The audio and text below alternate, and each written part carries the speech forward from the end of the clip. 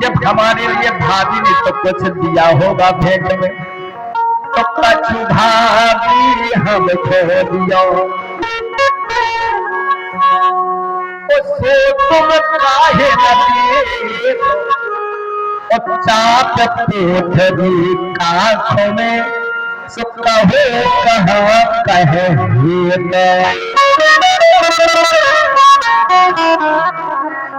आज मेरे गोविंद ने जैसी ही पोटरी के लिए निकाला, आंख में चपटी थी, और गोविंद ने जैसे ही पोटरी के लिए खोला तो पहले चावलों के लिए देखा, एक रास के नहीं है, अर्थात 4-5 तरह से आए हैं।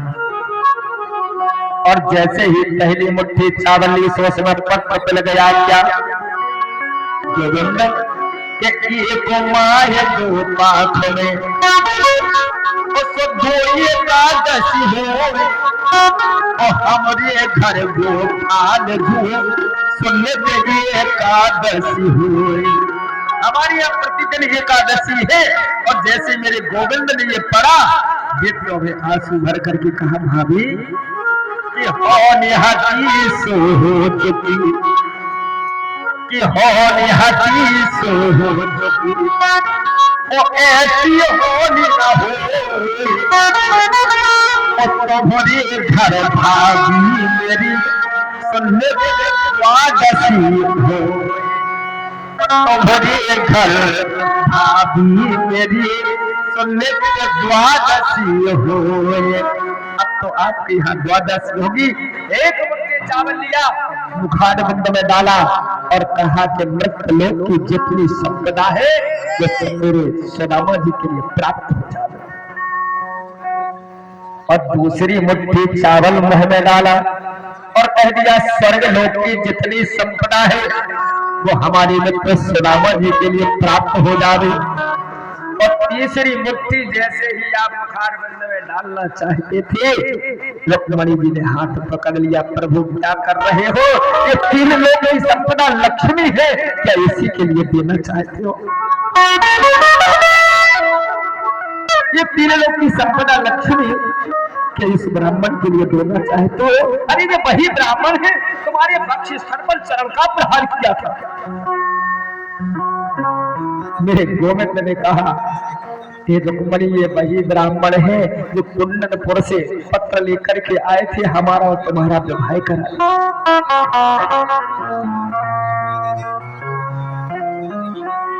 उसी समय जब पकड़ लिया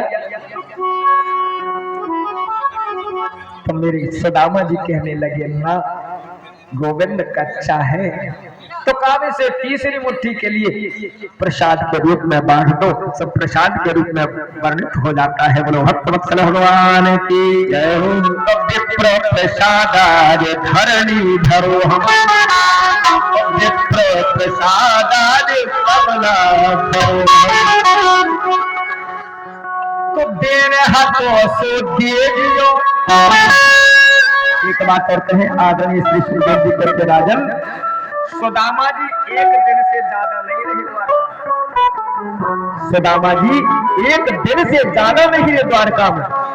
अब इधर भोजन करने के लिए जैसे ही बैठे और भोजन करना चाहते थे सुदामा जी, पत्नी की याद आ जाती है, बच्चों की याद आती है, पत्नी की याद आती है। हमारे घर में खाने का दाना नहीं। भगवान ने आदेश कर दिया, जाओ, लक्ष्मी जी के लिए आदेश दिया, जाओ व्यवस्था करो। मैया लक्ष्मी जाती है, व्यवस्था होती है। लक्ष्मी जी जब पहुंचती है तो सुशीला के लिए चिरयौवना का वरदान प्राप्त हो जाता है। चिरयौवना अर्थात कभी आपके लिए वृद्धावस्था प्राप्त न, वृद्धावस्था के लिए प्राप्त ना हो, ये वरदान प्राप्त होता है। अंत में क्या हुआ कि देने हाथों से दे दिया, विप्र न जानी जात, फिर दीवार गोपाल जी कछु नहीं दीनो हाथ। जो गोविंद के लिए देना था वो सब कुछ दे दिया। फिर दीवार जब सुदामा जी जाते हैं तो 1 रुपया भी दक्षिणा का नहीं दिया। सुदामा जी के लिए हृदय से लगाया और पुनः सुदामा जी अपने घर के लिए प्रविष्ट कर जाते हैं। देन हाथों से दे दिया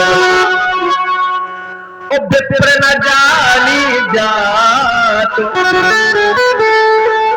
फिर बीमार गोपाल जी कछु नहीं दीनो, हाथ में कुछ नहीं लिया। और जैसे ही पहुंचे सुदामा जी, बस घूमने घूमने अपने वहां पर पहुंचे। और अब तो जो वैभव द्वारकापुरी में नहीं है वो सुदामा जी के यहाँ पर है, जो वैभव द्वारका में नहीं है वो सुदामा जी के यहाँ पर है। बड़ा सुंदर भाव आया। सुदामा मंदिर देख